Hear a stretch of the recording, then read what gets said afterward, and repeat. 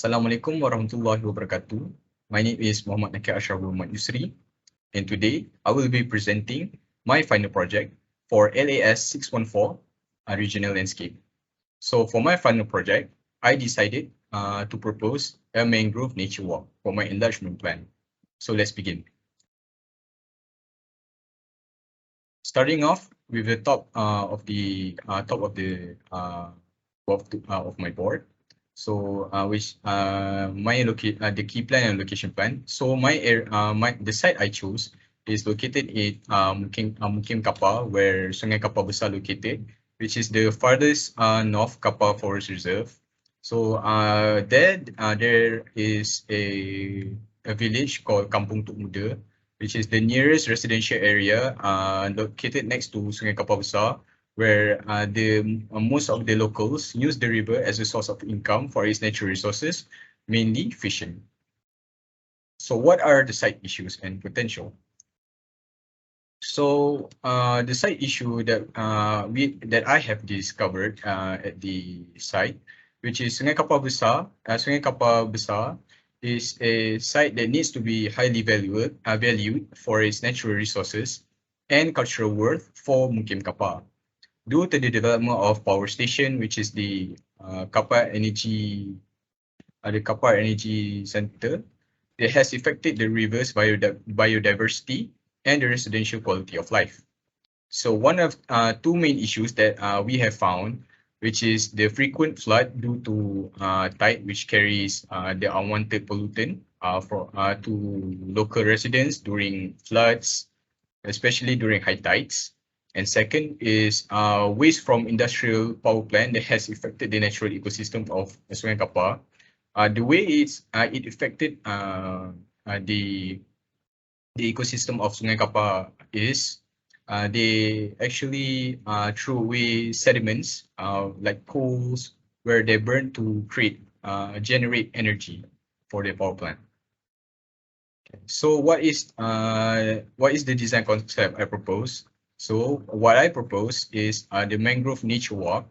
Mangrove Nature Walk is a concept of integrating nature of mangrove ecology by creating a recreational space with the purpose of improving physical activities, natural sustainability, and instill knowledge. So with this concept, I already created 3 diagrams, which I draw before we build up the enlargement plan. So the first is the conceptual diagram, which I already highlighted which part I'm going to design and which part I'm going to let it be as a reserve mangrove estuary. And next is the functional diagram.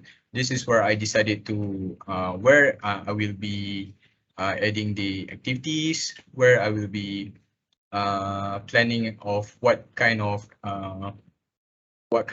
ideas that should be that is supposed to be designed in the design strategies. And next is the schematic plan, which is the technically the finalized version before we're going up to the AutoCAD before it was drawn. So next is design strategies. So for my design strategies, I have 3 design strategies, which is the first one is to preserve existing biodiversity, having healthy public space, and next is natural flood control for buffer. So what is the aim and objectives of this concept of the design I'm proposing? So the aim is to design a concept to create a quality open space that is integrate natural environment and educative program to achieve immersive tourism. So the 3 main objectives that I have proposed, which is to preserve the existing local ecology and its living ecosystem, to create a quality, educative, and interactive open space, and finally to minimize flood-prone area with natural buffers. So what are the ecosystem service that I have that benefits from this design. The first one is natural coastal buffer. By replanting mangrove, it will provide a sustainable and effective natural coastal buffer than artificial structure to provide protection. Second is river filtration. So river filtration is basically how mangrove naturally filters unwanted sediments and salt into their roots, which benefit by treating water pollution. And finally, we have thriving wildlife. So mangrove actually holds a lot, thousands of species of wildlife all over the world, and especially it acts as a coastal barrier, which create a essential habitat for local wildlife. Next is my section elevation. So my section elevation, which I have cut from my enlargement plan. So for my enlargement plan, which is located above here, I cut it right around here at the mangrove observation deck. So by here, I already decided where I'm going to create to have the design strategies and the ecosystem services functioning effectively. So the first one is by proposing a coastal buffer by replanting. So I decided to create a replanting area right around here at the birth of mangrove for as a planting zone. Next is a kayak dock.